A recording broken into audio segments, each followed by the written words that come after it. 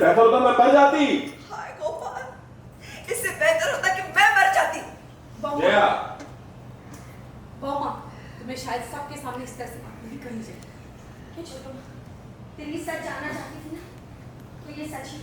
मैं सच में ईशान से बहुत प्यार करती हूँ, लेकिन फिर मैंने तिन्नी से वादा किया कि मैं ईशान से कोई रिश्ता नहीं रखूँ, क्योंकि तिन्नी मेरी लाइफ में सबसे ऊपर आती है।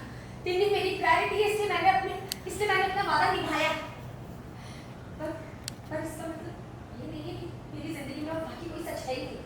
हो सकता है कि ये सच कभी झूठ में बदल जाए। तिन्नी तुम्हारी प्रायोरिटी है और तुम्हें बिल्कुल शर्म नहीं आई अपनी बेटी के सामने ऐसी बात बोलते हुए, मेरे माँ बाप के सामने ऐसी बात बोलते हुए? बस मामा बस, अब तो मुझे भी लगने लगा है तुम पूरी तरह से अपने होश खो बैठे हो। ठीक नहीं सुना उमा, तुम्हें परिवार के सामने ऐसी बातें नहीं करनी चाहिए। आखिर तुम्हें हुआ क्या है? माफ करना पड़ेगा, अब तो मुझे भी लगने लगा है कि तुम्हें किसी डॉक्टर की जरूरत है। आप लोगों को जो कहना है कहिए, लेकिन उससे मेरी सच्चाई नहीं बदल सकती। शीश बेटा देखती नीलू मुझे कैसे रोक कर रखा हुआ है। मेरा जाना कितना जरूरी है, वहाँ पर ईशान की हालत ठीक नहीं है, उसका दूसरा ऑपरेशन होने वाला है। प्लीज इसे समझा, प्लीज इसे समझा, मेरा हाथ छोड़ो, मुझे जाने दे। मैं किसी के भी समझाने से नहीं समझूंगी मॉम, मैं आपको नहीं जाने दूंगी ईशान के पास।